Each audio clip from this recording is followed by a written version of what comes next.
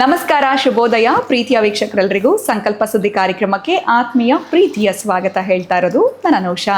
ಮೊದಲನೇ ಬಾರಿ ನಮ್ಮ ಚಾನಲ್ ವೀಕ್ಷಿಸ್ತಿದ್ದೀರಾ ಅಂದರೆ ಈಗ ನಮ್ಮ ಚಾನಲ್ನ ಸಬ್ಸ್ಕ್ರೈಬ್ ಮಾಡಿ, ನಮ್ಮ ವಿಡಿಯೋಸ್ನ ಲೈಕ್ ಮಾಡಿ.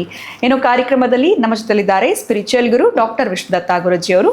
ಬನ್ನಿ ಗುರುಗಳನ್ನ ಕಾರ್ಯಕ್ರಮಕ್ಕೆ ಬರಮಾಡ್ಕೊಳ್ಳೋಣ. ನಮಸ್ತೆ ಗುರುಗಳೇ, ಕಾರ್ಯಕ್ರಮಕ್ಕೆ ಆತ್ಮೀಯ ಸ್ವಾಗತ. ಒಳ್ಳೆದಾಗ್ಲಿ ಅಮ್ಮ. ಈ ಕಾಗೆ ಏನಾದರೂ ಬೆಳಗ್ಗೆ ಕೂಗ್ತಾ ಇದ್ರೆ ಯಾರೋ ನೆಂಟರು ಬರ್ತಾರೆ, ಅಥವಾ ಇನ್ ಕೆಲವರು ಅದು ಒಂದು ರೀತಿ ಅಪಶಕುನ ಅಂತ ಹೇಳ್ತಾರೆ, ಹೆಂಗೆ ಕನ್ಸಿಡರ್ ಮಾಡ್ತಾರೋ ಗೊತ್ತಿಲ್ಲ. ಅಥವಾ ಎಲ್ಲಾದರೂ ಹೋಗುವಾಗ ಕಾಗೆ ಏನಾದರೂ ಗಲೀಜು ಮಾಡ್ತು ಅಂದರೆ ಮತ್ತೆ ವಾಪಸ್ ಹೋಗುವಂಥದ್ದು, ಫ್ರೆಶ್ ಅಪ್ ಆಗುವಂಥದ್ದು, ಇವೆಲ್ಲ ವಿಚಾರಗಳು ಬೇಸಿಕ್ ಆಗಿ ನಮಗೆ ಗೊತ್ತಿದೆ. ಆದರೆ ನಾನೊಂದು ವಿಡಿಯೋ ನೋಡುವಾಗ ಬಿಳಿ ಕಾಗೆ ನೋಡಿದೆ. ನಾನು ಫಸ್ಟ್ ಟೈಮ್ ನೋಡಿದ್ದು ಬಿಳಿ ಕಾಗೆ ಇದೆಯಾ ಅನ್ನೋದೇ ನನಗೆ ಗೊತ್ತಿಲ್ಲ. ನೋಡಿದ್ರಿ? ಇನ್ಸ್ಟಾ ರೀಲಲ್ಲಿ ನೋಡಿದೆ. ಸೊ ಈ ಕಾಗೆ ಏನಾದರೂ ನಮಗೆ ಕಾಣಿಸಿದ್ರೆ ಅದು ನಮಗೆ ಒಳ್ಳೇದಾಗತ್ತಾ ಕೆಟ್ಟದಾಗತ್ತಾ? ಯಾಕಂದ್ರೆ ನಾನು ಕಾಗೆ ನೋಡಿರೋದೇ ಕಪ್ಪಗೆ, ಬಿಳಿ ಕಾಗೆ ನೋಡೇ ಇಲ್ಲ. ಆ ರೀಲಲ್ಲಿ ಮಾತ್ರ ಒಂದು ಇಮೇಜ್ ನೋಡಿದ ತಕ್ಷಣ ನನ್ಗೆ ಅನಿಸ್ತು ಬಿಳಿ ಕಾಗೆ ಇದೆಯಾ ಗುರುಗಳ, ಹೇಗೆ ಇದು ನೋಡಿದ್ರೆ ನಮಗೆ ಲಾಭ ಆಗುತ್ತಾ, ಎಲ್ಲಿ ಕಾಣಿಸುತ್ತೆ ಅದು, ಯಾವಾಗ ನೋಡ್ಬೋದು ನಾವು? ಸೊ ಇವೆಲ್ಲ ವಿಚಾರವಾಗಿ ತಿಳ್ಕೊಳ್ಳೋಣ ಅಂತ ಗುರುಗಳೇ. ಸೊ ಬಿಳಿ ಕಾಗೆ ನೋಡೋದ್ರಿಂದ ಲಾಭನ ನಷ್ಟನ ಹೇಗೆ ಅಂತ? ಓಂ ವಿಶ್ವಸ್ಮಯ ನಮಃ. ಪ್ರೀತಿಯ ಬಂಧುಗಳೇ, ಬಹುಶಃ ಈ ಪಕ್ಷಿಗಳು ಪ್ರಾಣಿಗಳು ನೀವು ದೇವರಿಗೆ ನೋಡಿ, ಪ್ರತಿಯೊಬ್ಬರಿಗೂ ಒಂದೊಂದು ವಾಹನ ಇದೆ. ಆನೆ ವಾಹನ ಇದೆ, ಸಿಂಹ ವಾಹನ ಇದೆ, ಇಲಿ ವಾಹನ ಇದೆ, ವೃಷಭ ವಾಹನ ಇದೆ, ಗರುಡ ವಾಹನ ಇದೆ. ಗರುಡ ವಾಹನ ಮಹಾವಿಷ್ಣುವಿಗೆ ವೃಷಭ ವಾಹನ, ಶಿವನಿಗೆ ಸಿಂಹ ವಾಹನ, ಪಾರ್ವತಿಗೆ ಗಜವಾಹನ, ಲಕ್ಷ್ಮಿಗೆ ಇವೆಲ್ಲ ಇದೆ. ಕಾಗೆ ಶನೈಶ್ಚರನಿಗೆ. ಈ ವಾಹನ ವಾಹಕ ಶಕ್ತಿಯನ್ನು ಇಂಡಿಕೇಟ್ ಮಾಡುತ್ತೆ. ಅವರ ಮನಸ್ಥಿತಿಯನ್ನು ಇಂಡಿಕೇಟ್ ಮಾಡುತ್ತೆ. ಅವರ ಮನಸ್ಸು ಮತ್ತು ನಮಗೆ ಇನ್ನೊಂದರನ್ನು ದಯಪಾಲಿಸುವ ಸಂಕೇತವೂ ಅದಾಗಿರುತ್ತೆ. ಹಾಗೆಯೇ ಕಪ್ಪು ಕಾಗೆ ಬಹುಶಃ ನಮ್ಮ ಶನೈಶ್ಚರನಿಗೆ ಸಂಬಂಧಪಟ್ಟ ಕಷ್ಟಗಳನ್ನು ತೋರಿಸುವಂಥದ್ದು, ಎಲ್ಲೋ ಒಂದು ಕಡೆ ಭಯವನ್ನು ತೋರಿಸುವಂಥ. ಯಾಕಂದರೆ ಕರ್ಮಾಧಿಪತಿ ಬೇರೆ ಅಲ್ವಾ, ಏನು ಕಾದಿದೆಯೋ ಅನ್ನೋಷ್ಟು ದುಃಖ ಇರುತ್ತಲ್ಲ, ಅಂತಹದ್ದರ ಸಂಕೇತ ಕಾಗೆ. ಅತಿ ಎತ್ತರಕ್ಕೆ ಹೋಗುವಂಥ ಪಕ್ಷಿ ಗರುಡ, ಅದಕ್ಕೆ ಗರುಡ ಗಮನ. ಆ ಒಂದು ಮಹಾವಿಷ್ಣು ಆ ವಾಹನವನ್ನು, ಬೇರೆ ಅದಕ್ಕಿಂತ ಎತ್ತರಕ್ಕೆ ಹೋಗುವಂಥ ಪಕ್ಷಿ ಇಲ್ಲ. ನಮಗೆ ಸೂಚನೆ ಅದು.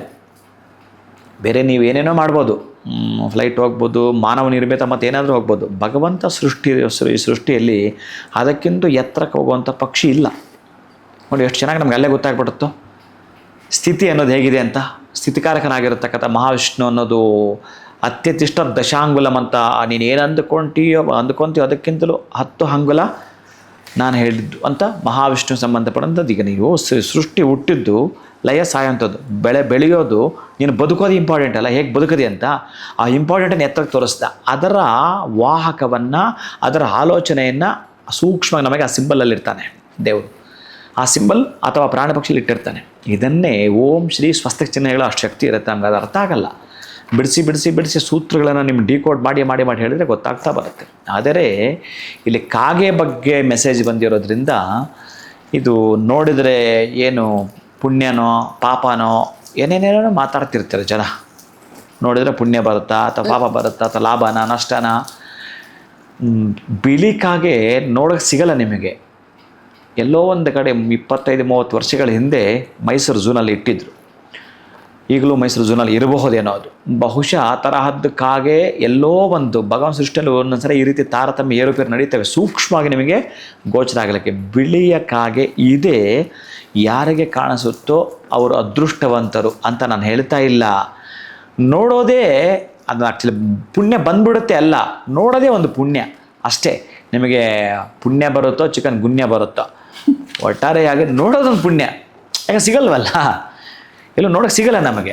ಅಂತಹದ್ದು ನಾವು ನೋಡಿದ್ದೀವಿ ಅಂತಂದರೆ ಅದೇ ಒಂದು ಪುಣ್ಯ.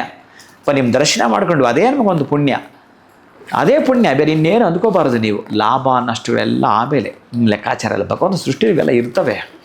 ಅದಕ್ಕೆ ಸುವರ್ಣ ಪಾಲಪಕ್ಷಿ ನಮ್ಮ ದಕ್ಷಿಣೋತ್ತರ ಗಚ್ಚತಿ. ಹಂಗೆ ಹೋದಾಗ ಒಂದು ಶಬ್ದ ಮಾಡಿಕೊಂಡು ಅದೊಂದು ಶುಭ ಸೂಚನೆ ಸಂಕೇತ. ಅದೇ ನಿಮಗೆಲ್ಲ ಮನೆಗೆ ಬಂದು ಅಡುಗೆ ಮಾಡಿ ಕೊಟ್ಬಿಡಲ್ಲ. ಅದೊಂದು ಶುಭ ಸೂಚನೆ ಕೊಡುವಂಥದ್ದು. ನೋಡಿದ ಮೇಲೆ ಹಬ್ಬ ಆಶ್ಚರ್ಯ ಆಗುತ್ತೆ, ಆನಂದ ಆಗುತ್ತೆ, ಖುಷಿ ಆಗುತ್ತೆ. ಅರೆ ನಿಮಗೊಂದು ಕ್ಯೂರಿಯಾಸಿಟಿ ಅಲ್ಲೇ ಇರುತ್ತೆ, ಇದು ಬಿಳಿ ಕಾಗೆನೇನಾ ಇರುತ್ತಾ? ಯಾಕೆ ನೀವು ನೋಡಿರಲ್ಲ, ಕಪ್ಪುದು ನೋಡಿ ನೋಡಿ ನೋಡಿ ನೋಡಿ ನೋಡಿ 1,00,000 ನೋಡಿ, 1,01,ನೇದು ಬಿಳಿದು ನೋಡಿದಾಗ ಏನು ಅನಿಸುತ್ತೆ ನಿಮಗೆ? ಆಶ್ಚರ್ಯ. ಅಷ್ಟೇ ನೀವು ಖುಷಿ ಎಂಜಾಯ್ ಮಾಡಬೇಕು. ಇದಾಗ್ಬಿಡುತ್ತೆ ಅದಾಗ್ಬಿಡುತ್ತೆ ಅಂತ ಏನೋ ಮಾಡಿ ಇನ್ನೇನೇನೋ ಮಾಡಲಿಕ್ಕೆ ಹೋಗಬೇಡಿ. ನೋಡ್ತಿರಲ್ಲ, ಮಹಾಪುಣ್ಯ ಅದು. ಜೊತೆಗೆ ಒಂದು ಮೆಸೇಜ್ ಕೂಡ ಕೊಟ್ಬಿಡ್ತಾನಲ್ಲಿ. ನೋಡುಗರು ಯಾರು ಅಂತಂದರೆ ಈ 7.5 ಮತ್ತು ಅದು ತುಂಬ ವಿಲೆ ಅಂತ ಒದ್ದಾಟ ಮಾಡಿರ್ತಾರಲ್ಲ, ಅವರ ಎಷ್ಟೋ ಪೂಜೆಗಳು, ವ್ರತಗಳು, ನಿಯಮ ನಿಷ್ಠೆಗಳು ಪಾಲಿಸ್ಕೊಂಡು ಬಂದರೆ ಒಂದಷ್ಟು ಜನಕ್ಕೆ, ಅಥವಾ ಈ ಹಿಂದೆ ಮಾಡದೇ ಇದ್ದರೂ ಕೂಡ ಒಂದಷ್ಟು ಇತ್ತು ಅಂತಂದರೆ ಅವನಿಗೆ ಅದು ಕಾಣಿಸುತ್ತೆ ಅಂತಂದರೆ ಅದರ ಅರ್ಥ ಏನಂತಂದರೆ ಇನ್ನು ನಿನಗೆ ಮುಂದಕ್ಕೆ ಒಳ್ಳೆಯದಾಗಬಹುದು ಅನ್ನೋ ಕುರುಹುಗಳನ್ನು ತೋರಿಸಿಕೊಡ್ಲಿಕ್ಕೆ ನೀನು ಮುಂದೆ ಬಂದೋಗುತ್ತೆ ಅದು. ಆವಾಗ ನಿನ್ನ ಜೊತೆಯಲ್ಲಿ ಇರ್ತಕ್ಕಂಥ ಅಷ್ಟು ಜನ ನೋಡಿದ್ರು ಅಂತಂದರೆ ಎಲ್ರಿಗೂ ಕೂಡ ಯಾವುದೋ ಒಂದು ಫಂಕ್ಷನ್ಗೆ ಹೋದಾಗ ಅಷ್ಟು ಜನ ಸಿಹಿ ಹಂಚ್ತಾರಲ್ಲ, ಯಾರಾದರೂ ಬಂದು ಸಿಹಿ ಹಂಚ್ತಾರಲ್ಲ, ಹಾಗೇ ಗುಡ್ ಟೈಮ್ ಸ್ಟಾರ್ಟ್ ಆಗಬಹುದು. ಆಗ ನೀವು ನೋಡಿದ ಕೂಡಲೇ ನಿಮಗೊಂದು ಸಿಹಿ ಸುದ್ದಿಯನ್ನು ಅಥವಾ ಸಂಭ್ರಮ ಸಡಗರವನ್ನು ವೆಲ್ಕಮ್ ಮಾಡ್ಕೊಳ್ತೀರಿ ಅಂತ. ಆದರೆ ಪೂರ್ಣ ಅದರಲ್ಲೇ ನೋಡಿಬಿಟ್ಟಿದ್ದೀನಿ ನನಗೆ ಇನ್ನೇನೋ ಅಂತ ಖುಷಿನೂ ಅಲ್ಲ ದುಃಖನೂ ಅಲ್ಲ. ಆದರೆ ನೀವು ತಗೋಬೇಕಾಗಿರೋದು ಅಬ್ಬಾ ನೋಡಿದೆ ಬಿಳಿಯಕ್ಕಾಗಿ ಅದೊಂದು ಆನಂದ. ಯಾರು ನೋಡ್ತಾರೋ ನೋಡಿಲ್ವೋ ಗೊತ್ತಿಲ್ಲ, ನಾನು ನೋಡಿದೆಯಲ್ಲ ನಾನೇ ಪುಣ್ಯವಂತ. ಇಷ್ಟು ತಗೊಂಡ್ರೆ ಎಲ್ಲ ಒಳ್ಳೇದಾಗತ್ತೆ. ಸೊ ನೋಡಿದ ತಕ್ಷಣ ತುಂಬ ಎಕ್ಸೈಟ್ ಆಗೋದು ಬೇಡ, ಅಥವಾ ನಾನು ನೋಡೇ ಇಲ್ಲ ಅಂತ ನಾನು ಅನ್ಲಕ್ಕಿ ಅಂತ ಅನ್ಕೊಳ್ಳೋದು ಬೇಡ. ಸೊ ಎರಡೂ ಕೂಡ ತಿಳಿಸ್ಕೊಟ್ರಿ.